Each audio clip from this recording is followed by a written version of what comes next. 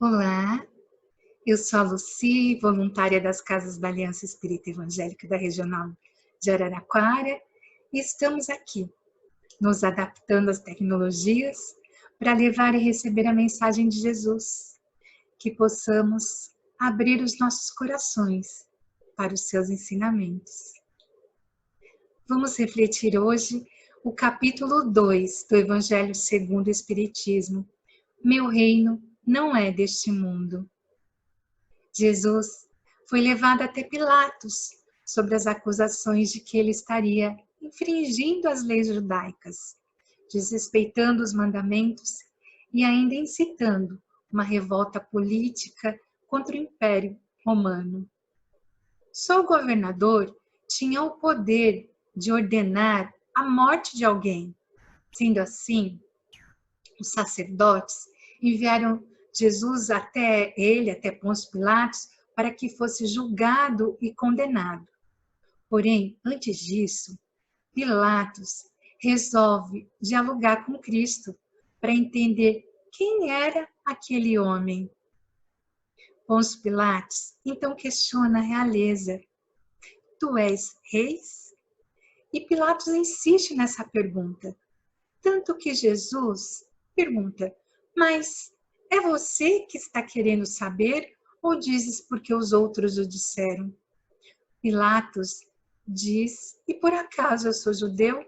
Foram os outros que te prenderam e trouxeram você para mim, e a acusação é essa, dizer-se o rei dos judeus. Mas por que essa pergunta?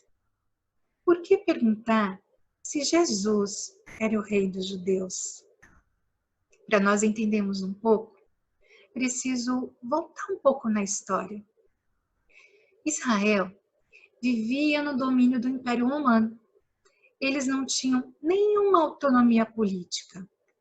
Roma tolerava e dava algumas condições, por exemplo, como autonomia religiosa, mas por pura política da boa vizinhança. Eles tinham um rei, o Herodes, mas esse rei não era judeu e era um homem de confiança dos romanos. Então, intimamente, Israel buscava e tinha esperanças da conquista da sua autonomia. Nós podemos ver no Antigo Testamento que Israel foi dominado por diversas vezes. O povo naquele tempo guerreava muito, muito mais do que hoje. Eles não sabiam fazer outra coisa a não ser guerrear. E ora, Israel dominava, ora, Israel era dominado. E ficou nessa disputa até que o Império Romano acabou com a brincadeira e dominou todo mundo. Não houve mais guerra na região.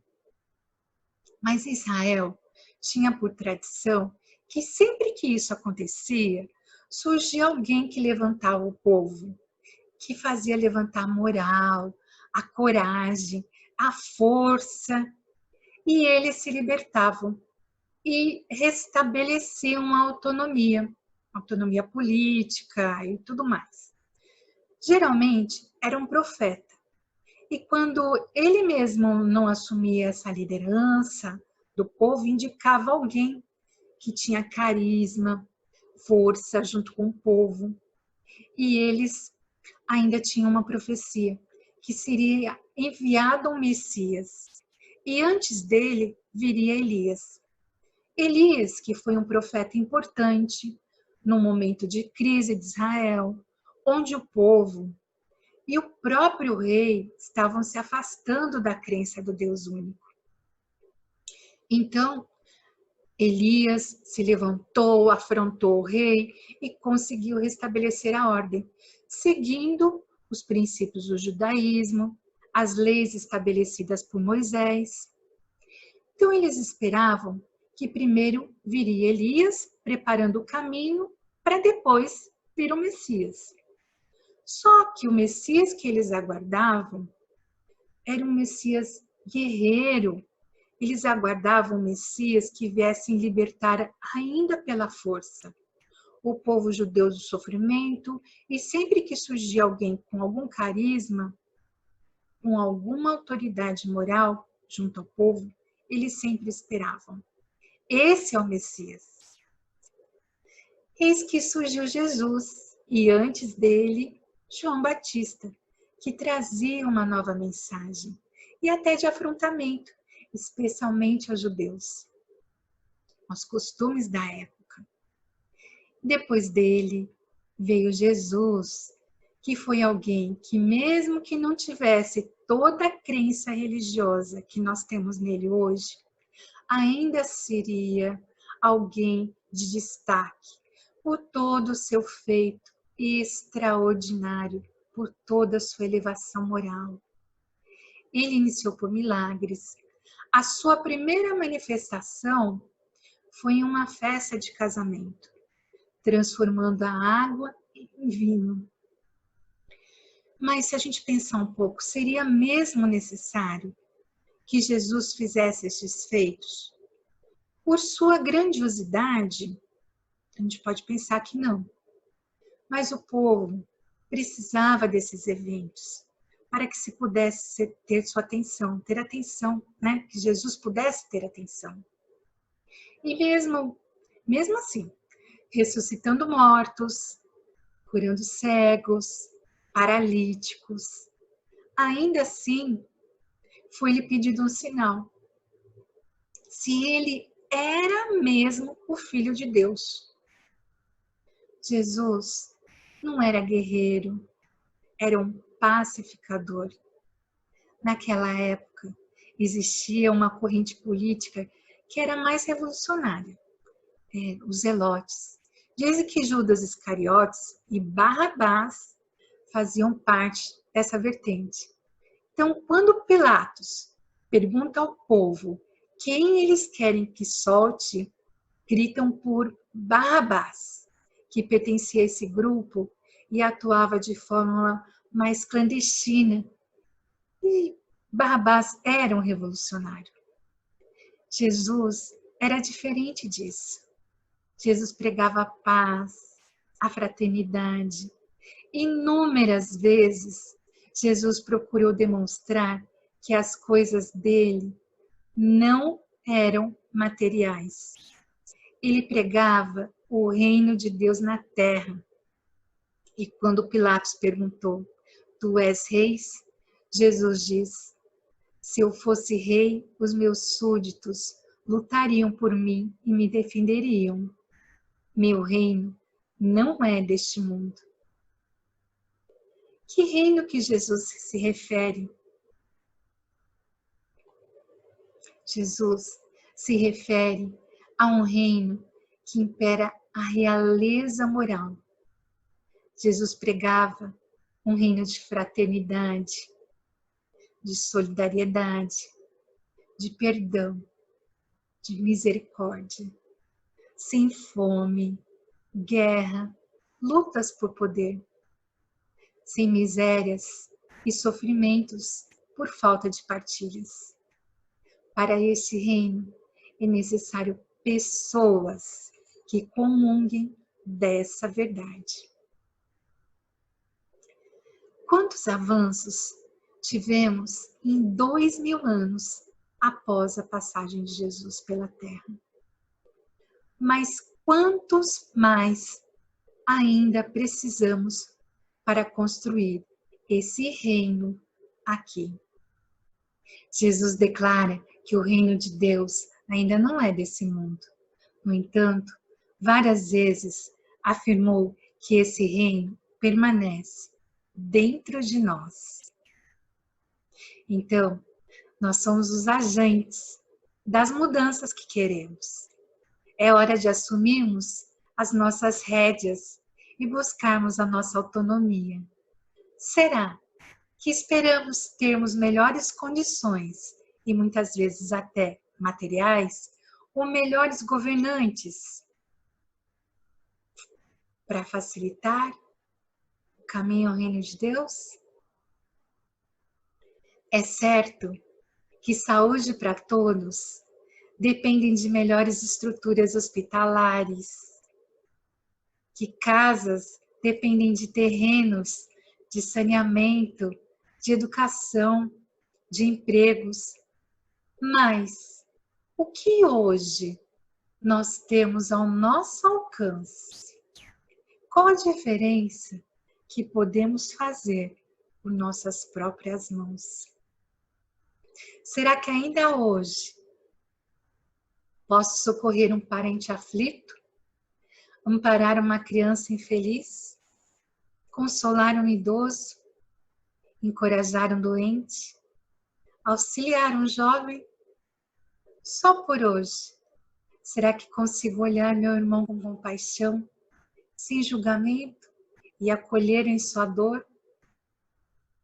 Perdoar só por hoje uma desavença, orar por um desafeto, não invejar e cobiçar os bens do meu vizinho, vibrar por uma conquista alheia, aceitar uma perda, reconciliarmos e recomeçar. Só por hoje, esquecer a minha dor. A dor, que parece ser o principal impeditivo para nos aproximarmos do nosso próximo, também é a principal razão pelo qual deveríamos nos deixar aproximar. Quando enxergamos a dor do outro, nós conseguimos acessar um caminho de cura para a nossa própria dor. Às vezes escutamos histórias de tanto sofrimento e não conseguimos imaginar como seria suportar tamanha emoção. E o outro ainda está de pé. Como é possível? É a capacidade de resiliência que está dentro de cada um de nós. A resiliência é um termo da física que após o material, um corpo ser submetido por uma deformação, consegue voltar à forma original. É o caso, por exemplo, desse elástico. Posso esticá-lo, mas quando soltar, ele vai voltar à sua normalidade. Assim somos nós, que sob um forte impacto de abalo, nada nos tira do eixo. Porque todos nós temos uma capacidade de compreensão, de aceitação. Temos a capacidade de aprimorar os nossos processos internos. Então conseguimos nos levantar. Em tempos sombrios, quando nos perdemos dentro da nossa dor, de nossos ressentimentos, é comum entregarmos a nossa vida a alguém que possa dirigi-la com total controle, que ao invés de muitas vezes nos ajudar, nos deixa lá por mais tempo. E nesse caminho, nós podemos nos perder de nós. Esse lugar da dor, às vezes, nos deixa confortáveis, porque ninguém nos incomoda. Não assumimos responsabilidades, nos isentamos de contribuir para o mundo, fechamos os olhos para os demais sofredores e às vezes a gente até compete por um troféu de maior fragilizado. É importante que todos nós tenhamos consciência de que a força interna foi dada por Deus a todos. E o caminho para acessar pode não ser fácil. Pode ser que tenhamos que chegar ao fundo do poço, mas que ao invés de chegar lá e ficarmos por lá, nós vamos subir com força total para novamente ser o autor da nossa própria história. Ter gratidão aos que nos ajudaram, mas dispensá-los, porque seremos capazes de então apaziguar a nossa própria alma e encontrar dentro dela um abrigo de serenidade, maturidade e esperança. A vida material, tão criticada por Jesus, ainda é supervalorizada por nós.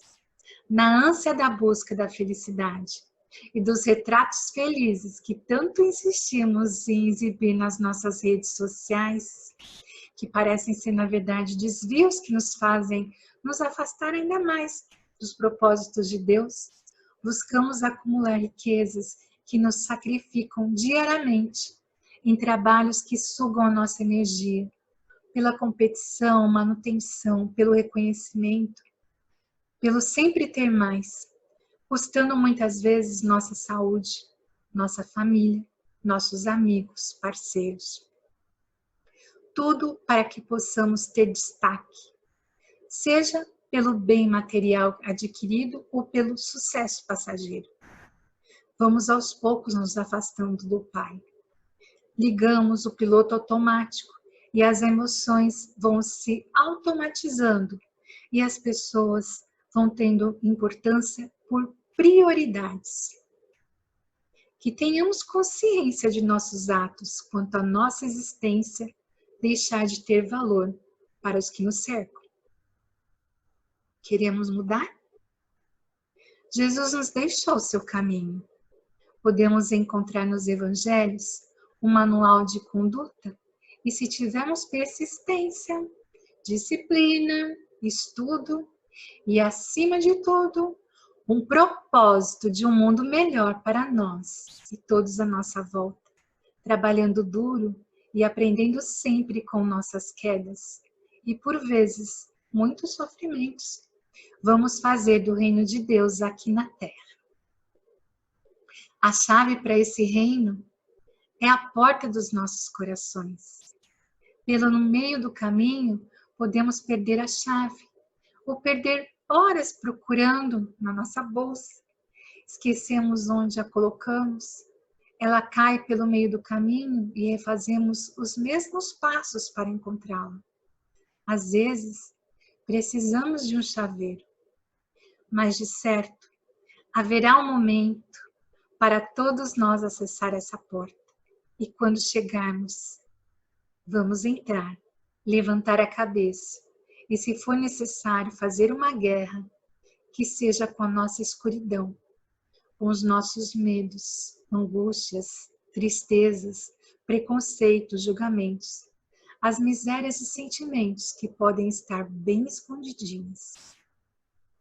Mas somente se enfrentadas poderemos finalmente receber as graças de Deus nosso Pai, enxergando com seus olhos o quanto nós somos bons e merecedores por ser amados, o quanto somos perdoados e admirados por Ele, por nossa competência, persistência, coragem, por nosso poder transformador, por podermos ser acolhidos e também por acolhermos, por sabermos ser generosos, bondosos, por nossa capacidade de perdoar, de recomeçar, por valorizar as boas lembranças e compartilhá-las, por sermos exemplos de superação, força e fé nesse Deus Criador que nos ama incondicionalmente e não nos desampara.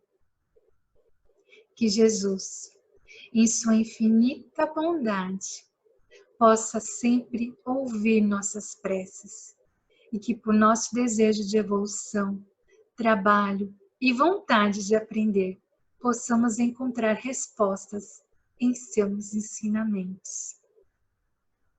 Que assim seja.